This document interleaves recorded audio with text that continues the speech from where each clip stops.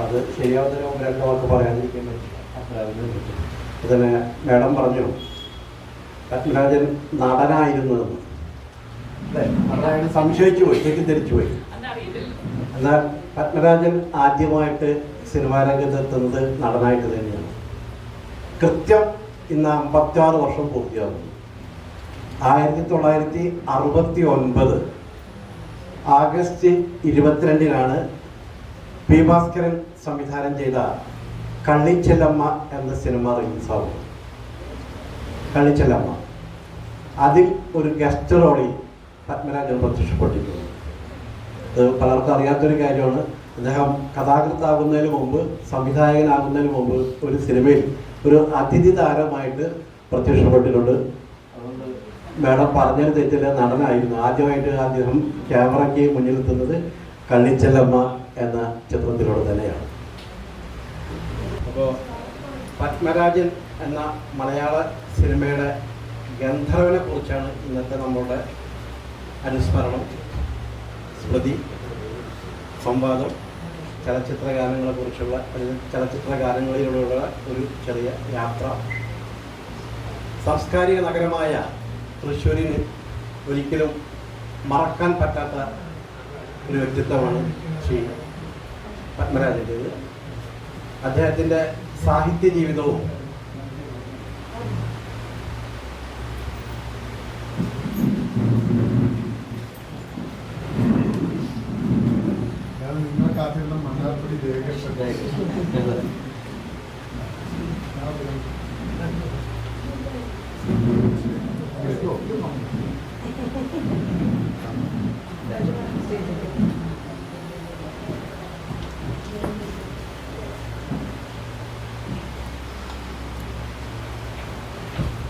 ഒന്നാമത്തോടെ ജയകൃഷ്ണൻ എത്തിയെന്നുള്ളത് നമുക്ക് വലിയ സന്തോഷമുള്ള കാര്യമാണ്.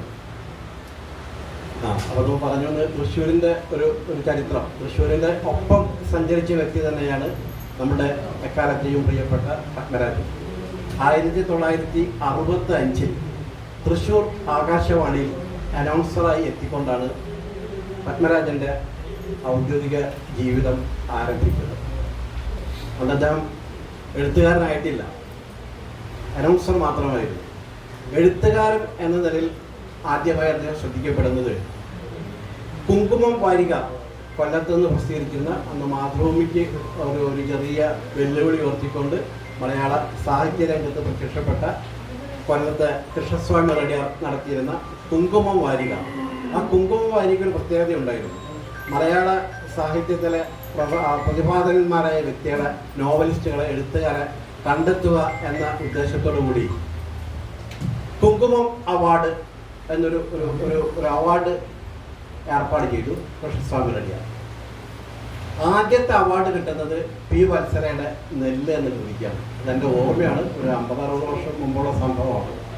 രണ്ടാമത്തെയാണോ മൂന്നാമത്തെയാണോ അടുത്ത വർഷമാണോ എനിക്കറിയില്ല. പക്ഷേ കുങ്കുമം അവാർഡ് നക്ഷത്രങ്ങളെ കാവൽ എന്ന പത്മരാജൻ്റെ നോവലിന് ലഭിക്കുന്നതോട് കൂടിയാണ് പത്മരാജൻ എന്ന എഴുത്തുകാരൻ മലയാള സാഹിത്യ രംഗത്ത്, സംസ്കാര രംഗത്ത് ശ്രദ്ധിക്കപ്പെടാൻ തുടങ്ങി.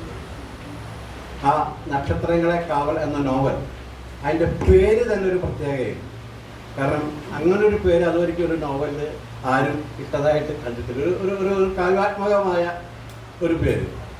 ആ പേര് മാത്രമല്ല, പിന്നെ പത്മരാജൻ്റെ ഓരോ സിനിമകളും അദ്ദേഹം ഓരോ സിനിമ പ്രഖ്യാപിക്കുമ്പോൾ ഞങ്ങളിങ്ങനെ കാത്തിരിക്കുമായിരുന്നു എന്താണ് അതിന് പേരിടുക എന്നുള്ളത്, എന്ത് പേരിലാണ് ആ സിനിമ പുറത്തു വരുന്നത്. കാരണം ഓരോ സിനിമയും അത്രയും മനോഹരമായ പേരുകളാൽ സമ്പന്നമായിരുന്നു. ഇതാ ഇവിടെ വരെ നമുക്ക് പാർക്കാൻ മുന്തിരിത്തൊപ്പുകൾ, പറന്ന് പറന്ന് പറന്ന്, തിങ്കളാഴ്ച നല്ല ദിവസം, ഇങ്ങനെ കാവ്യാത്മകമായ പേരുകളായിരുന്നു പത്മരാജൻ ചലച്ചിത്രത്തിൻ്റെ മറ്റൊരു പ്രത്യേകത. കുങ്കുമം അവാർഡ് പ്രഖ്യാപിച്ച് ആ വർഷം തന്നെ ആ നോവലിന്, അതായത് നക്ഷത്രങ്ങളെ കാവൽ എന്ന നോവലിന് കേരള സാഹിത്യ അക്കാദമി അവാർഡ് കൂടെ ലഭിച്ചു. സർ, സ്വാഗതം.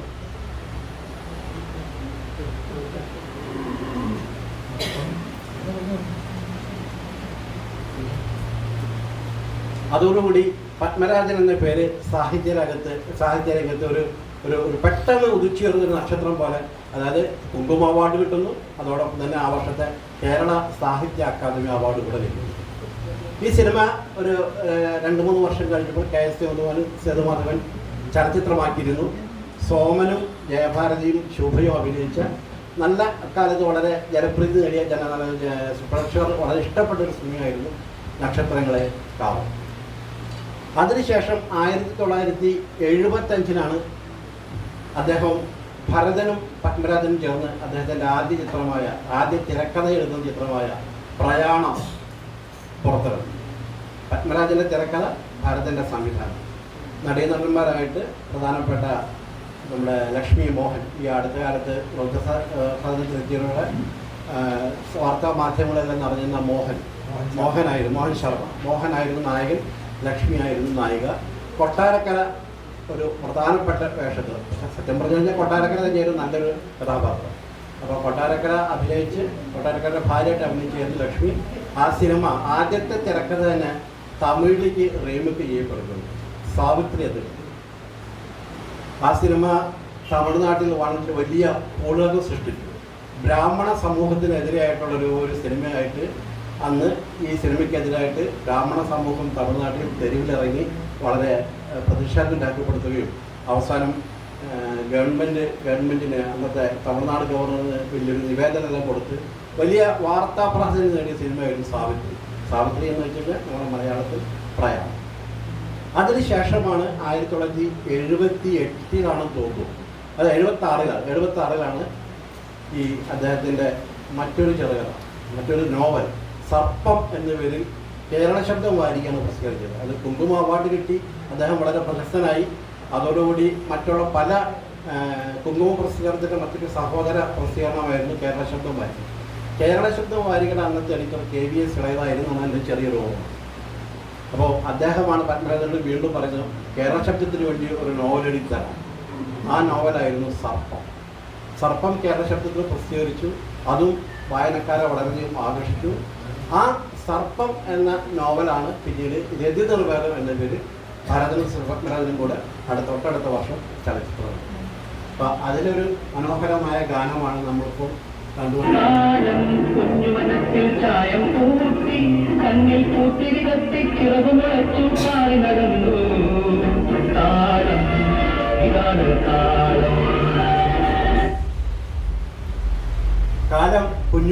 ചായം കൂട്ടിയ ഒരു മനോഹര ചലച്ചിത്രം.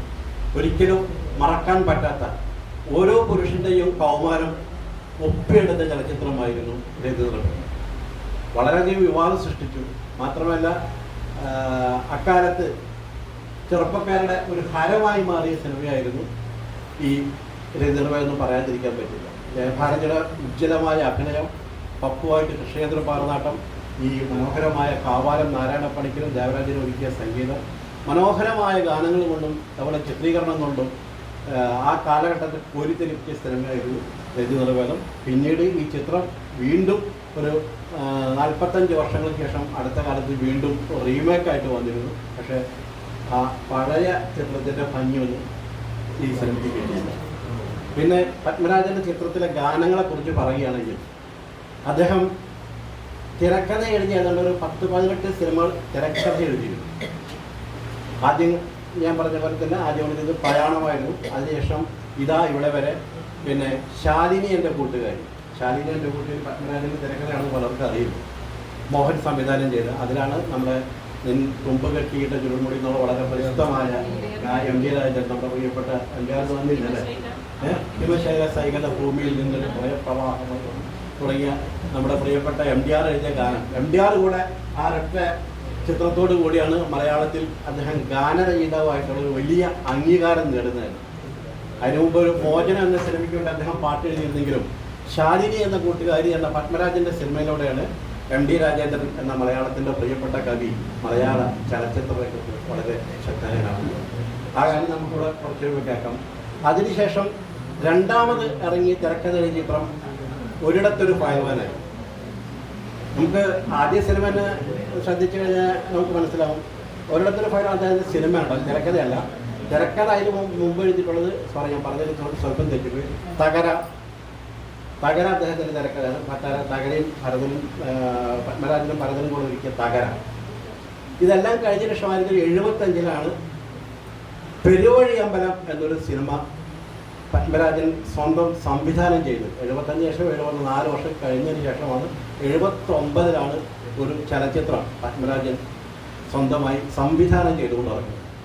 ആലോചിച്ച് നോക്കണം, അന്ന് നായകനായിട്ട് തിരഞ്ഞെടുത്തത് അശോകൻ എന്നൊരു വളരെ ഒരു കൗമാരക്കാരനൊരു പയ്യനാണ്. കണ്ടു കഴിഞ്ഞ് എല്ലും തോറും നമുക്ക് കണ്ടുകഴിഞ്ഞാൽ മനസ്സിലാവും. വളരെ വളരെ ശുഷ്കിച്ചൊരു ശരീരമുള്ള അന്നത്തെ നായകന്മാരുടെ ഒരു ഘടനയുണ്ട്. ആ സൗന്ദര്യം ഒന്നുമില്ലാത്ത ഒരു സാധാരണക്കാരൻ അതിലും ആ താഴെ നിൽക്കുന്ന ഒരു കഥാപാത്രമായിരുന്നു നമ്മുടെ പെരുവഴി അമ്പലത്തിന് വേണ്ടി പത്മരാജൻ കണ്ടെത്തിയ അശോകനെ കണ്ട അന്നത്തെ ചെറുപ്പക്കാരൊക്കെ അതിശയിച്ചു, ഇങ്ങനെ ഒരു നടനെ എങ്ങനെയാണ് സിനിമയിൽ നായകൻ. അത് അദ്ദേഹത്തിൻ്റെ ആദ്യ സിനിമ, അദ്ദേഹം സംവിധാനം ചെയ്യാൻ പോകുന്ന ആദ്യ സിനിമ. അപ്പോഴേക്കും മലയാള സിനിമ കളറിലേക്ക് എത്തിക്കഴിഞ്ഞു. പക്ഷേ അദ്ദേഹത്തിൻ്റെ ഭാര്യ രാധാലക്ഷ്മിയുടെ നിർദ്ദേശപ്രകാരം ഈ സിനിമ ബ്ലാക്ക് ആൻഡ് വൈറ്റിൽ തന്നെ മതി എന്ന് തീരുമാനിച്ചു. അങ്ങനെ ബ്ലാക്ക് ആൻഡ് വൈറ്റ് കളറിൻ്റെ കാലത്ത് പെരുവഴി അമ്പലം റിലീസാകുന്നു. ആ വർഷത്തെ ദേശീയ പുരസ്കാരം പെരുവഴി അമ്പലത്തിന് ലഭിച്ചു. അങ്ങനെ പത്മരാജൻ എന്നൊരു വലിയ ചലച്ചിത്രകാരൻ. പിന്നീടാണ് അദ്ദേഹത്തിൻ്റെ അടുത്ത വർഷം ഒരിടത്തൊരു ഫയൽവാൻ ഇറങ്ങുന്നതും അങ്ങനെയുള്ള സിനിമകൾ ഇറങ്ങി. പക്ഷേ പിന്നത്തെ വർഷം കള്ളൻ പവിത്രൻ. ഈ 3 സിനിമകളിലും ഗാനങ്ങൾ ഉണ്ടായിരുന്നില്ല. അതാണ് അതിൻ്റെ ഒരു പ്രത്യേകത. ഗാനങ്ങൾ സിനിമയിൽ സന്നിവേശിപ്പിക്കുന്നതിനോട് പത്മരാജന് തീരെ താല്പര്യം ഉണ്ടായിരുന്നു. പിന്നീട് പലരുടെയും നിർദ്ദേശം, അതായത് അവരുടെ ഒരു എന്താ പറയുക, ഒരു പ്രഷർ കൊണ്ടുകൊണ്ടാണ് സിനിമയിൽ ഗാനങ്ങൾ ഉൾപ്പെടുത്താൻ എന്ന് തീരുമാനിച്ചുകൊണ്ട് അദ്ദേഹത്തിൻ്റെ 4ാമത്തെ ചിത്രമായ നവംബറിൻ്റെ നഷ്ടം, ഈ സിനിമയാണ് നവംബറിൻ്റെ നഷ്ടം. നവംബറിൻ്റെ നഷ്ടം എന്ന ചിത്രത്തിൽ ഗാനങ്ങൾ ആദ്യമായിട്ട് 3 സിനിമയ്ക്ക് ശേഷം 4ാമത്തെ സിനിമയിലാണ് ഗാനങ്ങൾ ഉൾപ്പെടുത്തുന്നത്. ആ സിനിമയിൽ ഒരു പുതിയ സംഗീത സംവിധായകൻ അവതരിപ്പിച്ചു. അദ്ദേഹം ഗായകനായിരുന്നു. കുന്നംകുളം സ്വദേശിയായ മിസ്റ്റർ വർഗീസ്, KC വർഗീസ് എന്നാണ് അദ്ദേഹത്തിൻ്റെ പേര്. അദ്ദേഹം സ്നേഹയമുന പ്രേമയമുന എന്നുള്ളൊരു മനോഹരമായ ഗാനം, അല്ലെങ്കിൽ കല്യാണപ്പന്തല മാനസ വീണയിൽ നീ വന്നു തൊട്ടു, ഇങ്ങനെ 2 ഗാനങ്ങളിലൂടെ സൂപ്പർ ഹിറ്റായി നിൽക്കുന്ന അന്നത്തെ കാലത്ത് വളരെ ശ്രദ്ധേയമായ ഗായകനായിരുന്നു വർഗീസ്. അദ്ദേഹത്തെ നവംബറിൻ്റെ നഷ്ടം എന്ന ചിത്രത്തിൻ്റെ സംഗീത സംവിധായകനായി നിയോഗിക്കുകയായിരുന്നു പത്മരാജൻ. കൂടാതെ ജെൻസി എന്നൊരു ഗായികയെ കൂടെ ആ സിനിമയിൽ ഇൻട്രൊഡ്യൂസ് ചെയ്യുന്നുണ്ട്. ഈ സിനിമയിൽ ശബ്ദം കൊടുത്ത പ്രതാപ് പോത്തനായിരുന്നു നായകൻ, മാധവി ആയിരുന്നു നായിക. പ്രതാപ് പോത്തന് ശബ്ദം കൊടുത്ത പത്മരാജനായിരുന്നു. അതിനൊരു ഡബ്ബിംഗ് ആർട്ടിസ്റ്റ് കൂടെയാണ് പത്മരാജൻ. അതുകൂടെ പലർക്കും അറിയാത്തൊരു കാര്യമാണ്. എന്നാലും ആ ഗാനങ്ങൾക്ക് നമുക്കൊന്ന് പോയി നോക്കുന്നത് നവംബർ നഷ്ടം പ്രതാപ് പോത്തനും മാധവിയും അഭിനയിച്ച സിനിമയാണ്.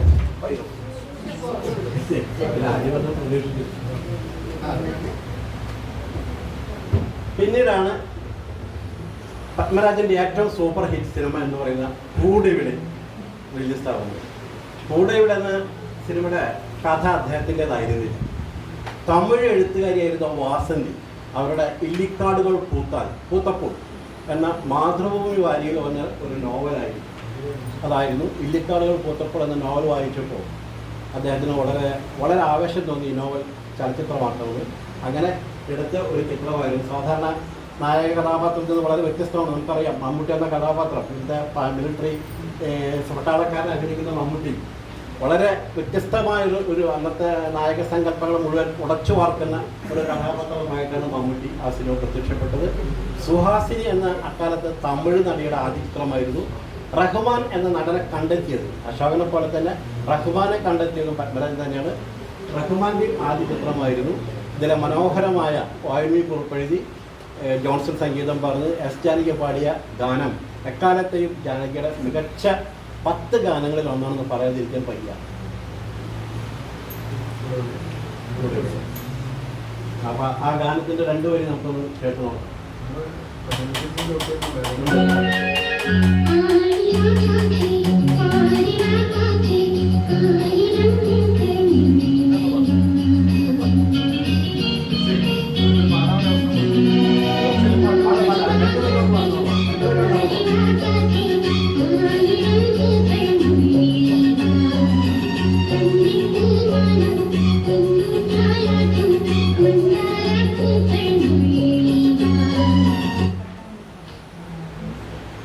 കൂടെവിടെ എന്ന മനോഹരമായ ഗാനത്തിന് ശേഷം പിന്നെ ഇറങ്ങുന്ന ചിത്രമായിരുന്നു നമുക്ക് പറക്കാൻ മുന്തിരിത്തോപ്പ്.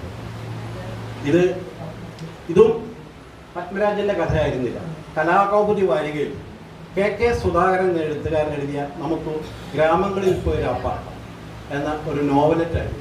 ആ നോവലറ്റ് വായിച്ച അദ്ദേഹത്തിന് ഇതേപോലെ തന്നെ വളരെ ആ നോവലറ്റ് ഇഷ്ടപ്പെടുകയും അദ്ദേഹം ആ കഥ ചലച്ചിത്രമാക്കി നമുക്ക് പറക്കാൻ മുന്തിരിത്തോപ്പുകൾ എന്ന പത്മരാജൻ്റെ ഏറ്റവും മനോഹരമായ ഒരു ചലച്ചിത്രം, കാലം ഒന്നും മറക്കാത്ത. ഇതിലൊരു ചെറിയ രംഗം ഒരു മിനിറ്റ് നമുക്ക് കാണാതിരിക്കാൻ പറ്റില്ല, കാരണം ആ സിനിമയുടെ ഏറ്റവും വലിയ ഹൈലൈറ്റ്.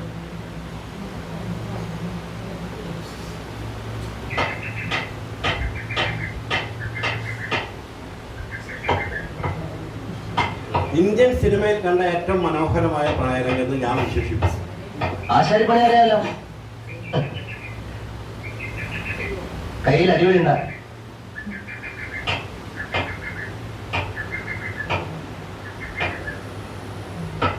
ഇന്നലെ എന്തായിരുന്നു കൺഫ്യൂഷൻ ആ ഒരു ലെറ്ററിന്റെ?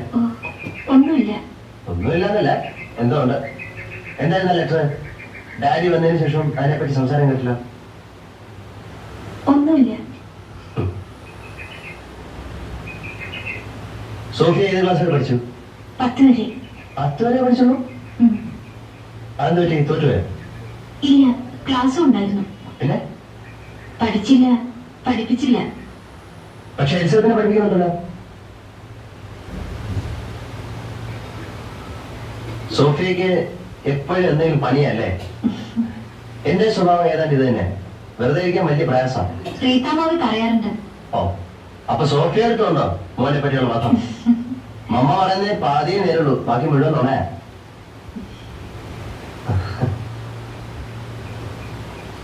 എന്നാ പോണേ? ഞാൻ മിക്കവാറും ഇന്ന്. അവിടെ വൈകിയാഴ്ച? ആ, സോഫിയ കണ്ടിട്ടുണ്ടോ മുന്തിരിത്തോട്ടങ്ങൾ? ഇല്ല. പഴയ സോളമൻ രാജാവിന്റെ മുന്തിരിത്തോട്ടങ്ങളെ പറ്റി ബൈബിളിൽ വായിച്ചിട്ടുണ്ട്. പുതിയ സോളമന്റെ തോട്ടങ്ങൾ അതിനേക്കാളും ബെറ്ററാ. ഒരു ദിവസം സോഫിയെ ഞാൻ അവിടെ കൊണ്ടുപോകാം. നമുക്ക് എല്ലാവർക്കും കൂടെ ഒരു പ്ലഷർ ട്രിപ്പ്. എലിസബത്തും ആന്റണിയും മമ്മയും മേരിയും സോഫിയുടെ അമ്മച്ചിയും. എനിക്ക് കാണുന്നുണ്ട്. എങ്കിൽ കൊണ്ടുപോകാനും ഞാൻ ഏറ്റു. ശാലമോന്റെ സോങ് ഓഫ് സോങ്സിൽ പറയുന്ന പോലെ നമുക്ക് ഗ്രാമങ്ങളിൽ ചെന്ന് രാപ്പാക്കാം. അധികാലത്ത് എഴുന്നേറ്റ് മുന്തിരിത്തോട്ടങ്ങളിൽ പോയി മുന്തിരി വള്ളി തളർത്ത് പൂവിടുകയും മാതള നാരകം പൂക്കുകയും ചെയ്തുവോ നോക്കാം.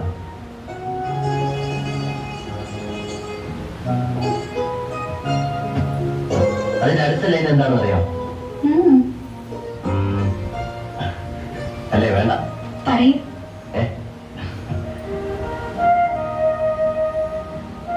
പോയി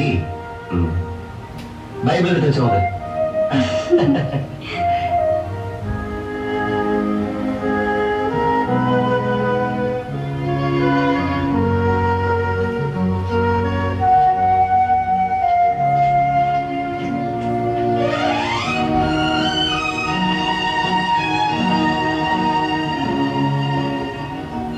നമുക്ക് ഗ്രാമങ്ങളിൽ ചെന്ന് രാപ്പാർക്കാം. അധികാരത്ത് എഴുന്നേറ്റ് മുന്തിരിത്തോട്ടങ്ങളിൽ പോയി മുന്തിരി വഴി തളിർത്ത് പൂവിടുകയും മാതള നാരകം പൂക്കുകയും ചെയ്തു എന്ന് നോക്കാം. അവിടെ വെച്ച് ഞാൻ നിനക്ക് എന്റെ പ്രേമം തരും. അവിടെ വെച്ച് ഞാൻ നിനക്ക് എന്റെ പ്രേമം തരും.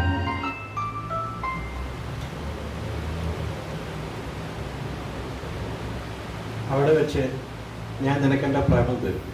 സത്യം പറഞ്ഞാൽ ഇത് മലയാള സിനിമയിൽ മാത്രമല്ല, ഇന്ത്യൻ സിനിമയിൽ തന്നെ ഇത്ര മനോഹരമായൊരു പ്രണയരംഗം വേറെ ആരെങ്കിലും ചിത്രീകരിച്ചിട്ടുള്ളതിന് സംശയമാണ്. കാരണം ഇന്നാണെങ്കിൽ ഐ ലവ് യു കഴിഞ്ഞു, അതിന് നമുക്കൊരു ഫീലിംഗും തോന്നില്ല.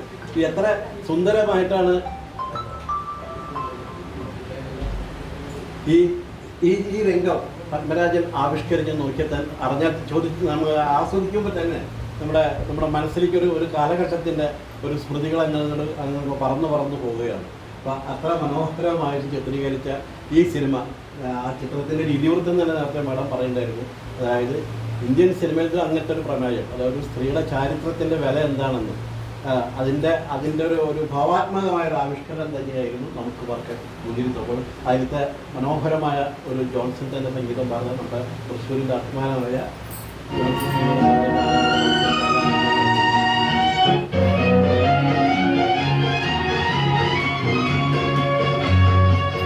വയലിൽ കുറിപ്പെഴുതിയ ഗാനമാണ്.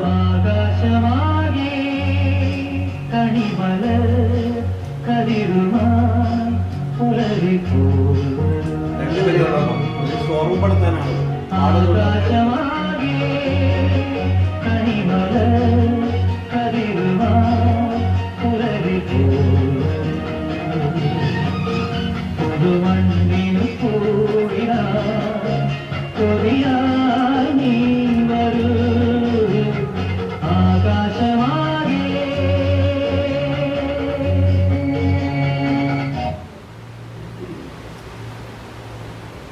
മറ്റൊരു മാസ്റ്റർ പീസ്.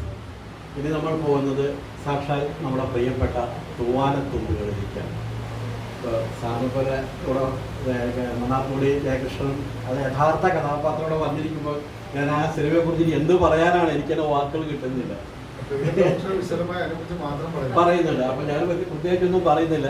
പക്ഷേ എനിക്ക് നമ്മുടെ ഒരു പ്രത്യേകത, ഈ സിനിമ ഭൂരിഭാഗവും ഷൂട്ട് ചെയ്ത് നമ്മൾ തൃശ്ശൂരിനകത്തായിരുന്നു.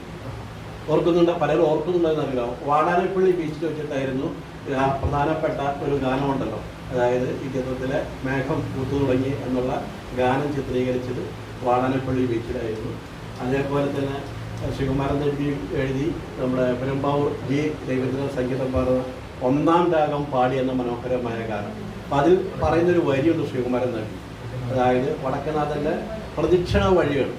ആ പ്രദക്ഷിണ വഴികളെക്കുറിച്ച് പ്രത്യേകം പറയുന്നത് ഇപ്പം തൃശ്ശൂരിൻ്റെ ഒരു എന്താ പറയുക ഒരു സർവം ആവിഷ്കരിച്ച സിനിമ കൂടിയായിരുന്നു നമ്മളുടെ പ്രിയപ്പെട്ട തൂവാനത്തുമ്പികൾ.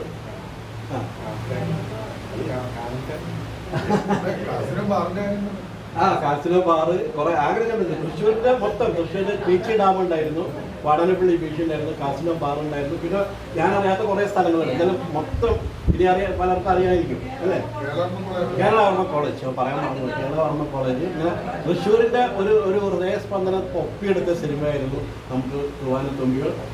പിന്നെ തൂവാനത്തുമ്പികളുടെ ക്ലാര.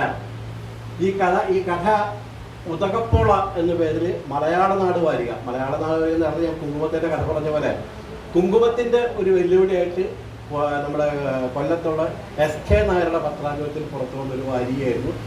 70കളിൽ പുറത്തു വന്ന ഈ മലയാള നാട് വാരികയിലെ കൂടെയാണ് ആദ്യമായിട്ട് സാഹിത്യപാരബലം എന്ന M. കൃഷ്ണൻ നായരുടെ വളരെ പ്രശസ്തമായ പങ്ക്തി. സാഹിത്യത്തെക്കുറിച്ച് അങ്ങനെ ഒരു പങ്ക്തി അന്ന് മലയാളത്തിൽ ആദ്യമായിട്ടാണ്, മലയാള നാടിലാണ്. അതുപോലെ തന്നെ OU എഴുതിയിരുന്ന ഇന്ദ്രപ്രസ്ഥം, M. മുകുന്ദൻ്റെ രാവും പകലെന്നുള്ള വളരെ പ്രശസ്തമായിരുന്നു. ഇതൊക്കെ മലയാള നാട്ടിൽ സംഭവം. VK പിതാമഹൻ. ഇങ്ങനെയുള്ള വളരെയധികം സമ്പന്നമായൊരു വാരികയായിരുന്നു മലയാള നാട്. ആ മലയാള നാട് വാരികയിലാണ് ആദ്യമായിട്ട് ഉദകപ്പോള എന്ന നോവൽ പ്രസിദ്ധീകരിച്ച് വന്നത്. ഞാനത് കുറേ ലക്കങ്ങൾ വായിച്ചു. സത്യം പറയാനൊന്നും മനസ്സിലായില്ല. അത് വായിക്കാനുള്ള പ്രായം ഉണ്ടായിരുന്നു. 19 വയസ്സ് 20 വയസ്സ് കൊണ്ട് ഉള്ളപ്പോഴാണ് ഞാൻ ഈ നോവൽ വായിക്കുന്നത്. അപ്പം അത് ഉൾക്കൊള്ളാനുള്ളൊരു എനിക്ക് ആ വായിച്ചപ്പോൾ അതിൻ്റെ ഒരു വലിയ തുടർച്ചയായിട്ട് വായിച്ചില്ല, ഒരു കണ്ടിന്യൂ ഒരാഴ്ചയായിട്ടാണ് വായിക്കുന്നത്. പക്ഷെ എന്തോ ആ നോവൽ അന്ന് വായിച്ചപ്പോൾ എനിക്കൊരു വലിയ പ്രത്യേകത തോന്നില്ല. പക്ഷെ പിൽക്കാലത്ത് ഈ സിനിമയെ വന്നപ്പോൾ അത് എന്താ പറയുക, മലയാള സിനിമയിൽ എക്കാലത്തെയും ഒരു ക്ലാസിക്കായി മാറി. അതിനെക്കുറിച്ച് മാത്രം പറയുന്നില്ല. അപ്പം ഇനി ആ സിനിമയെക്കുറിച്ച് ഒന്നും പറയുന്നില്ല. ഒരു ഗാനം മാത്രം നമുക്ക് കാണാം. ഒരു ഗാനത്തിന് 2 വരി, 2 ഗാനം.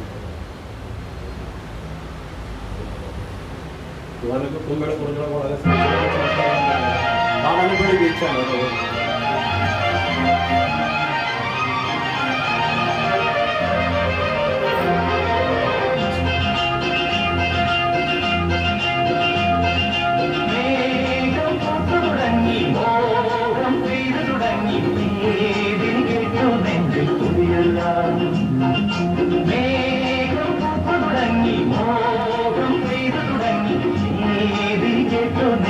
പുതിയ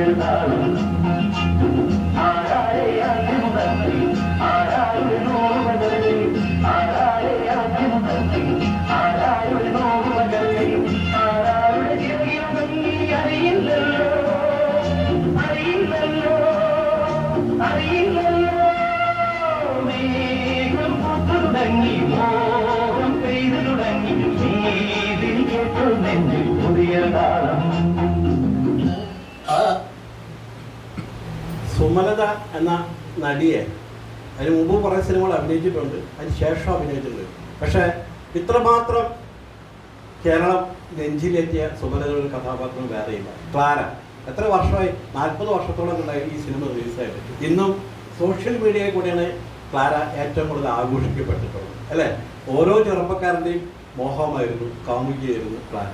അത്രമാത്രം ക്ലാരയെ പത്മരാജൻ മനോഹരമായിട്ട് ഈ സിനിമയിൽ അവതരിപ്പിച്ചു എന്നുള്ളതാണ്. അതിൽ ഒരു ഗാനം കൂടെ നമുക്ക് കേൾക്കാം. തൃശ്ശൂരിൻ്റെ പശ്ചാത്തലം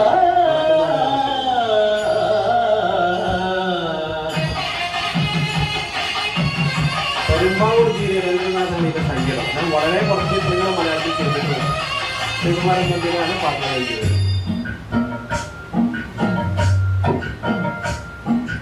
ഒന്നാം രാഗം പാടി ഒന്നിനെ മാത്രം തേടി വന്നുവല്ലോ ഇന്നലെ നീ വടക്കുന്നാഥന്റെ മുമ്പിൽ പാടുവതും രാഗം നീ തേടുവതും രാഗമാ ദേവനു മനുരാഗിയാമമ്പലത്താവേ.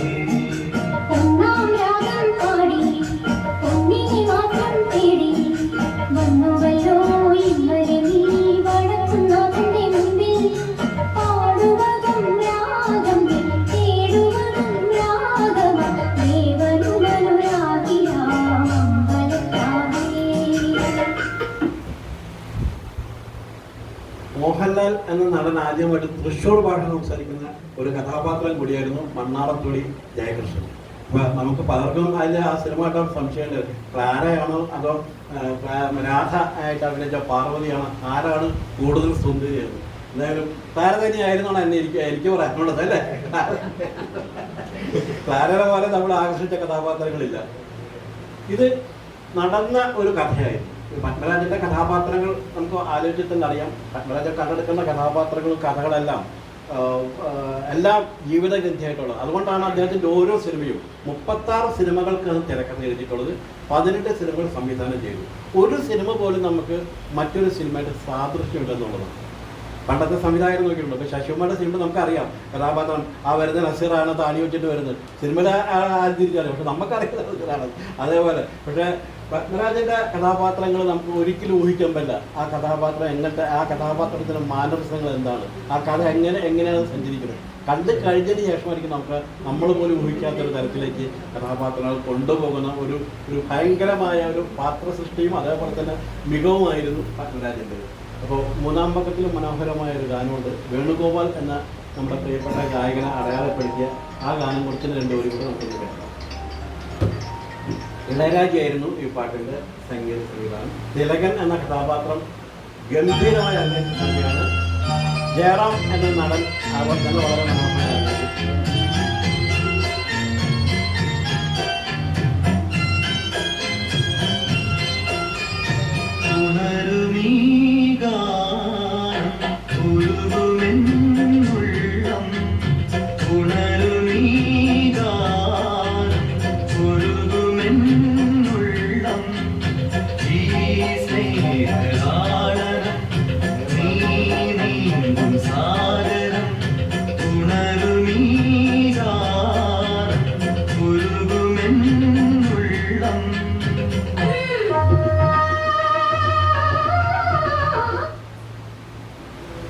ഇനി നമ്മൾ വീണ്ടും വരുന്നത് ഗന്ധർവൻ്റെ ലോകത്തിലേക്കാണ്.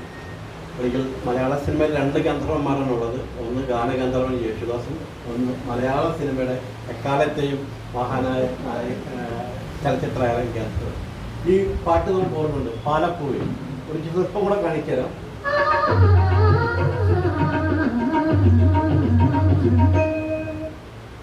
പാലപ്പൂ പൊഴിഞ്ഞു വീഴുന്നുണ്ടോ? ഇതിനും നമ്മുടെ തൃശ്ശൂരായിട്ടുള്ള ഒരു പ്രത്യേക ബന്ധമുണ്ട്, അറിയാമോ?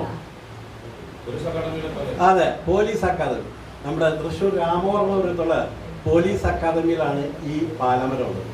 അദ്ദേഹം ഞാൻ ഗന്ധർവൻ എന്ന സിനിമയുടെ കഥ ഇങ്ങനെ മനസ്സിലിട്ട് ഇങ്ങനെ ഉരുട്ടി കൊണ്ടു കിടക്കുന്ന സമയത്ത് അദ്ദേഹത്തിന് അത് ഗന്ധർവൻ്റെ ആവാസ സ്ഥലമാണ് പാല, യക്ഷികളുടെയും ഗന്ധർവൻ്റെയൊക്കെ.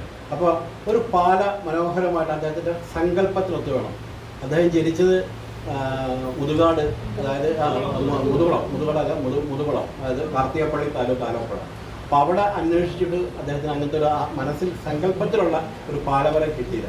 അങ്ങനെ ഒരു സുഹൃത്തിനെ കാണാൻ വേണ്ടി തൃശ്ശൂർ ഈ രാമവർമ്മ പുരത്തുള്ള പോലീസ് അക്കാദമിയിൽ വന്നപ്പോഴാണ് ഈ പാല കാണുന്നതും തൻ്റെ കഥാപാത്രത്തിൽ, അതായത് ഗന്ധർവനെ ആവാഹിക്കാനുള്ള അല്ലെങ്കിൽ ഗന്ധർവൻ്റെ വാസസ്ഥലമായി സങ്കല്പിക്കുന്ന ഈ പാലമരത്തെ അദ്ദേഹം സിനിമയിൽ ഉപയോഗിക്കുകയും ചെയ്തു.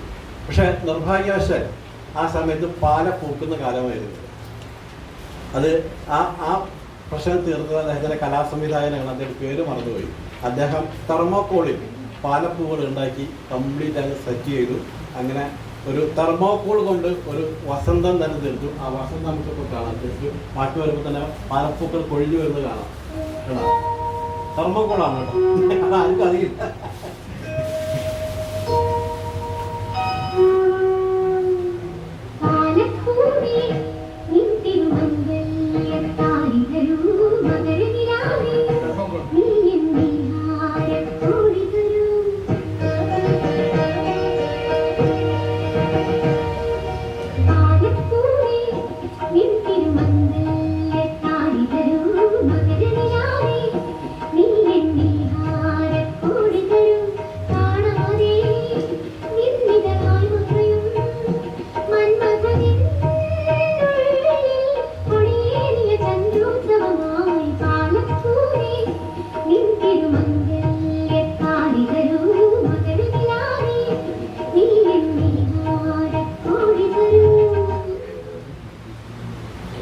നമുക്ക് ഈ സിനിമ അതായത് ഓർക്കുമ്പോൾ തന്നെ നമുക്ക് ദുഃഖം തോന്നുന്ന സിനിമയാണ്. കാരണം ഈ സിനിമ റിലീസായി അതിൻ്റെ പ്രൊമോഷന് വേണ്ടി കോഴിക്കോട് ഒരു ഹോട്ടൽ, മഹാറാണി ഹോട്ടലിൽ താമസിച്ചുകൊണ്ടിരിക്കുകയാണ് അദ്ദേഹം ഗന്ധർവൻ്റെ വാസസ്ഥലമായ സ്വർഗത്തിലേക്ക് വീണ്ടും മടങ്ങിപ്പോകുന്നു. അതൊരു ദുരന്തമായിരുന്നു. അത് കേരളം ഞെട്ടിത്തിരിച്ച വാർത്ത ചലച്ചിത്ര പ്രേമികൾ. കാരണം മലയാള സിനിമയിൽ എത്രയോ സംവിധായകരുണ്ടായെങ്കിലും പത്മരാജനോളം മികവ് പ്രകടിപ്പിച്ച അദ്ദേഹം അല്ലെങ്കിൽ മനസ്സാകർഷിപ്പിച്ച ഒരു സംവിധായകൻ നമുക്ക് ഉണ്ടായിട്ടില്ലെന്നും ഓരോ സിനിമകളിലൂടെ നമ്മളെ തെളിയിച്ച, നമ്മൾ വിസ്മയിപ്പിച്ച ചലച്ചിത്രകാരനാണ്. അദ്ദേഹത്തിൻ്റെ കഥകൾ അദ്ദേഹം തന്നെ സംവിധാനം ചെയ്യുന്നു, അദ്ദേഹം തന്നെ തിരക്കഥ എഴുതുന്നു. ചില സിനിമകൾ അദ്ദേഹം എഡിറ്റിംഗ് നിർവഹിക്കുന്നുണ്ട്. നവംബറിൻ്റെ നഷ്ട സിനിമയുടെ എഡിറ്റിംഗ് അദ്ദേഹമായിരുന്നു. അതേപോലെ തന്നെ ചില സംഭാഷണങ്ങൾ അദ്ദേഹം ഡബ്ബിംഗ് ആർട്ടിസ്റ്റായിട്ട് കൂടെ പ്രവർത്തിക്കുന്ന വ്യക്തിയാണ്. അപ്പോൾ അങ്ങനെ ഒരു വ്യക്തിയെ നമുക്ക് നഷ്ടപ്പെടുന്നു എന്നുള്ളത് കേരളം ശരിക്കും പൊട്ടിക്കരഞ്ഞ, ഒരുപക്ഷെ വയലാറിനും സത്യനും മരിച്ചതിന് ശേഷം പത്മരാജൻ മരിച്ചു ചലച്ചിത്ര രംഗത്ത് പത്മരാജൻ മരിച്ചപ്പോഴാണെന്ന് തോന്നുന്നു ചലച്ചിത്രപ്രേമിയുടെ ഏറ്റവും അധികം വേദനിച്ചു. നമ്മളുടെ മലയാള സിനിമയിൽ എന്നും ഓർക്കാവുന്ന ഒരു ഗന്ധർവനെ സൃഷ്ടിച്ചുകൊണ്ടാണ് ഒരു സിനിമയിൽ അന്നേ വരെ ദർശിക്കാത്തൊരു മനോഹരമായ ഒരു എൻഡായിരുന്നു ഞാൻ ഗന്ധർവൻ. കണ്ടിട്ടുള്ള എല്ലാവർക്കും അറിയാം. അതിൻ്റെ ഒരു സീൻ നമുക്കവിടെ വേണമെങ്കിൽ കുറച്ച് നേരം സമയമുണ്ടോ കാണാൻ. ആ ഗന്ധർവൻ്റെ കുറച്ച് നേരം ഒരു 5 മിനിറ്റ് തന്നെ ഉണ്ടാവും. വേണമെങ്കിൽ ഓടിപ്പിക്കാം, അല്ലെങ്കിൽ കാണാൻ നമുക്ക് വേണമെങ്കിൽ അത് പ്രതി ചെയ്തിട്ടുണ്ട്.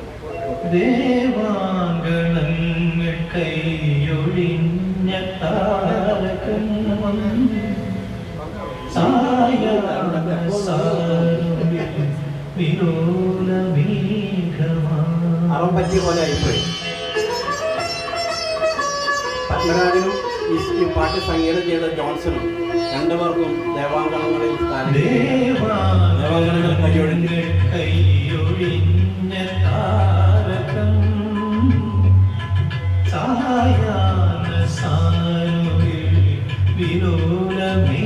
മഹാഭാരതത്തിൽ കൃഷ്ണനായി അഭിനയിച്ച നടനാണ്.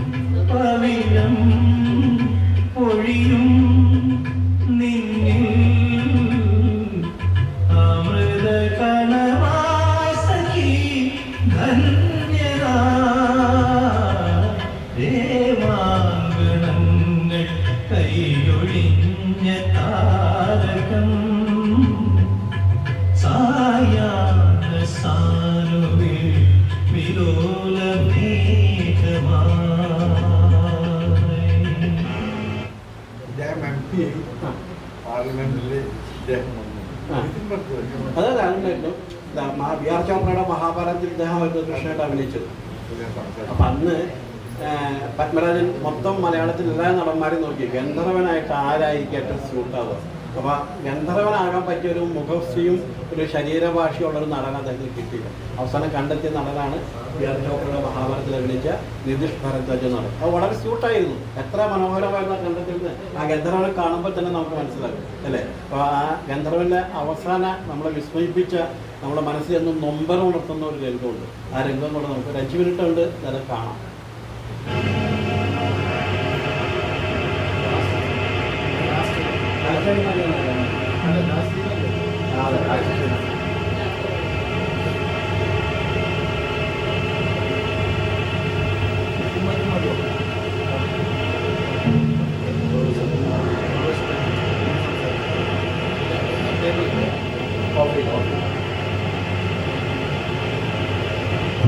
സൂര്യനിലെ അഗ്നിയുടെ മുക്തിമദ്ഭാവമായ ഗന്ധർവ, നീ വീണ്ടും കണ്ടുപിടിക്കപ്പെട്ടിരിക്കുന്നു.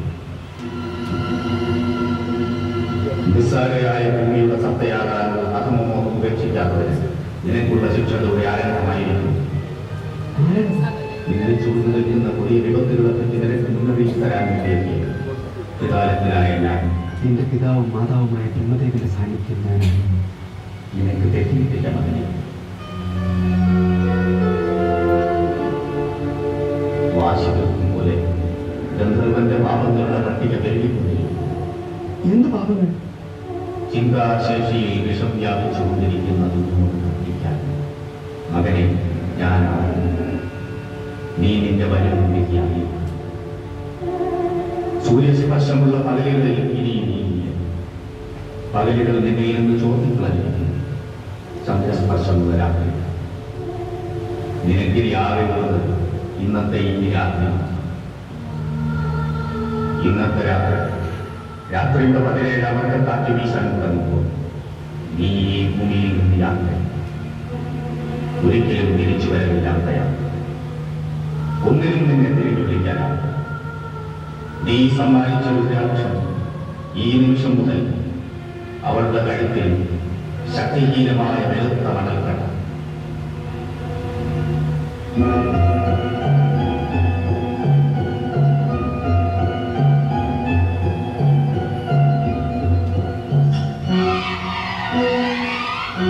മഹാതാമസനഗരത്തിലെ വിഷശൂലങ്ങളും സർപ്പങ്ങളും ചോര വരത്തുന്ന തലയും ഗന്ധർവന് വേണ്ടി ദാഹിച്ചു. ഒരു പോംവഴി, ഒരേ ഒരു പോംവഴി, ത്രികാലജ്ഞനായ നിന്റെ പിതാവ് നിന്നെ അറിയിക്കുന്നു. നിന്റെ പാതിയാകാൻ വെട്ടി നിൽക്കുന്ന ഈ ഭൂമികന്യകയുടെ ഉള്ളിൽ നിന്ന് നിന്റെ ഓർമ്മയും നിന്റെ ഉള്ളിൽ നിന്ന് അവരുടെ ഓർമ്മയും മായ്ച്ചു കളഞ്ഞിട്ട് ഭൂമിയും സ്വർഗവും തമ്മിലുള്ള ബന്ധം അറുത്തിട്ട് ഇവിടെ നിന്ന് യാത്ര ആരംഭിച്ചാൽ നിന്റെ ശിക്ഷകളുടെ കാഠിന്യം കുറഞ്ഞു കിട്ടും. ഭൂമി ഉപേക്ഷിക്കുന്നതിന് മുമ്പ് ഇവിടെ പങ്കിലയാക്കി തള്ളിയില്ലെങ്കിൽ മനുഷ്യരോ ഗന്ധർവനോ അല്ലാത്ത ദുർഗന്ധം വഹിക്കുന്ന വികൃത ജീവിയായി കോടികൽപ്പങ്ങൾ നിനക്ക് കഴിയേണ്ടി വരും. സാരമില്ല, എനിക്ക് ഓർമ്മ. ഒന്നുകൂടി ഓർക്കുക, നീ ഇവളോടൊപ്പം ചെലവിടുന്ന ഓരോ നിമിഷത്തിനുമൊപ്പം ശാശ്വത നഗരത്തിൽ ഇരുമ്പുകൊണ്ടും കല്ലുകൊണ്ടും ഉണ്ടാക്കിയ ചുട്ടുപഴിപ്പിച്ച സ്ത്രീരൂപങ്ങളുടെ എണ്ണവും വർദ്ധിച്ചുകൊണ്ടിരിക്കുന്നു. ഭൂമിയെ അവശേഷിപ്പിച്ച് ഓർമ്മയ്ക്ക് വിലയായി അവയെയെല്ലാം നീ ആലിംഗനം ചെയ്യേണ്ടി വരും. അവയോടൊപ്പം രാത്രികൾ ശയിക്കേണ്ടി വരും. ഈ രാത്രി തീരാറാണ്. നിനക്ക് പിൻവാങ്ങാനുള്ള നേരം അടുക്കുന്നു. ഓർത്തോളൂ, ശിക്ഷയുടെ കാഠിന്യം കുറയ്ക്കാൻ എന്റെ പുത്രന് ഇനി കുറച്ച് നാഴികകൾ മാത്രം.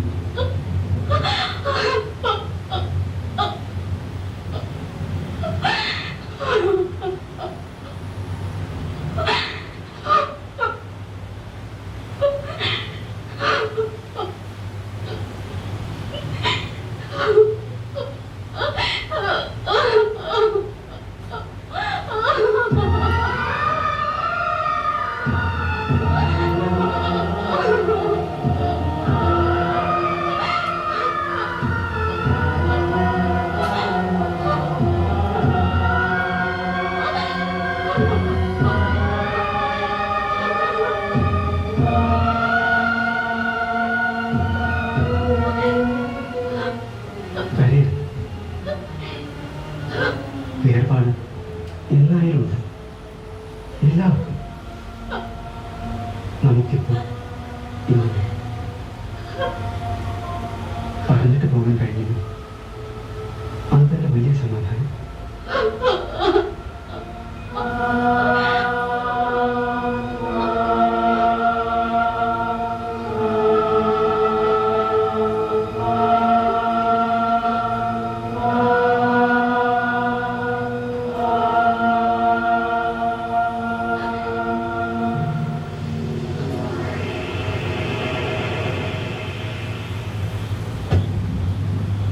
പുക മാഞ്ഞു പോകുന്നു.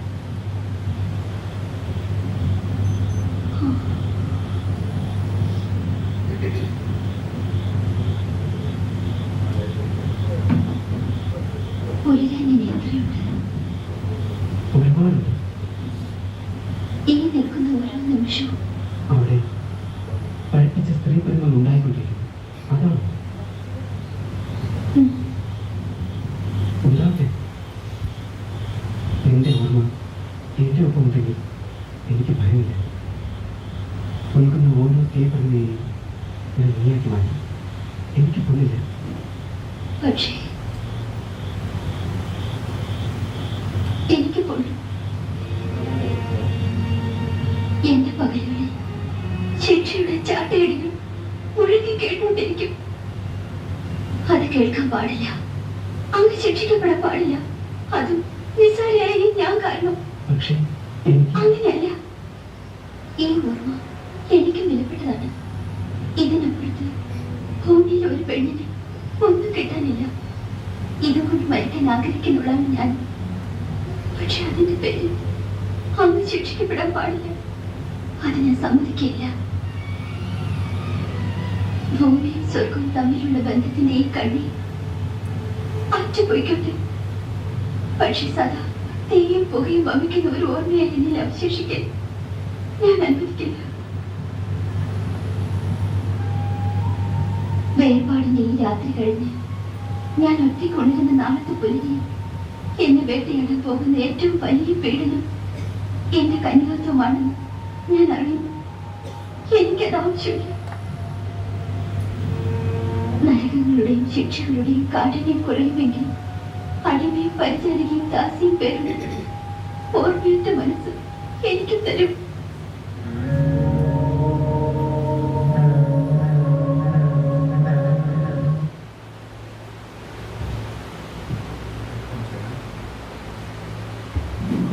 ആണല്ലേ? ഇപ്പൊ ആ രംഗത്തെ കുറിച്ചൊന്നും ഞാൻ പ്രത്യേകിച്ച് പറയേണ്ട കാര്യമില്ല അല്ലേ? ഇത്ര സുന്ദരമായൊരു രംഗം നമ്മൾ മലയാള സിനിമയിൽ അതുവരെയ്ക്ക് കണ്ടിട്ടില്ല, അതിനുശേഷവും കണ്ടിട്ടില്ല. നായികയുടെ കന്യകാത്വമാണ് നായകന് വേണ്ടി, തൻ്റെ പ്രണയത്തിന് വേണ്ടി സമർപ്പിക്കുന്നത്. പത്മരാജൻ എന്ന എഴുത്തുകാരനെ അല്ലെ ചലച്ചിത്രനെ അടയാളപ്പെടുത്താൻ ഈ ഒരൊറ്റ ചിത്രം മതി, ഞാൻ ഗന്ധർവൻ. ആ സിനിമയുടെ അദ്ദേഹത്തിൻ്റെ ജീവിതം അദ്ദേഹം ഭൂമിയിൽ നിന്ന് വിട പറഞ്ഞു പോവുകയാണ്.